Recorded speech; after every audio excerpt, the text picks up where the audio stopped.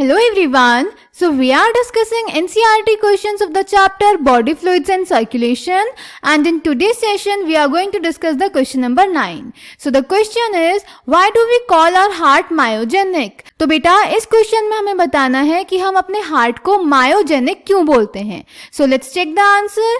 तो बेटा word myogenic का मतलब होता है कि कोई इम्पल्स और सेंसेशन जो कि इंट्रिंसिकली ओरिजिनेट होती है किसी मसल में. क्लियर.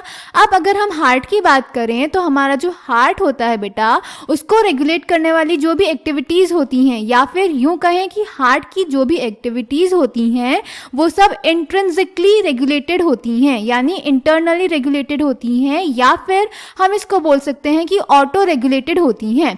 ये कैसे होता है हमें पता है. हमारा हार्ट बना होता है मसल्स का, कार्डियक मसल्स का. उसमें एक स्पेशलाइज्ड मसल्स प्रेजेंट होती हैं जिन्हें हम नोडल टिश्यूज बोलते हैं, SAN एंड AVN. तो हार्ट की जितनी भी एक्टिविटीज होती हैं वही रेगुलेट करते हैं. SAN को हम पेस मेकर ऑफ हार्ट भी बोलते हैं. तो इसीलिए बेटा हार्ट को हम मायोजेनिक बोलते हैं, क्योंकि हार्ट की सारी एक्टिविटीज इंट्रिंसिकली रेगुलेटेड होती हैं, या फिर इसको कह सकते हैं कि ऑटो रेगुलेटेड होती हैं स्पेशलाइज्ड मसल्स के द्वारा. क्लियर.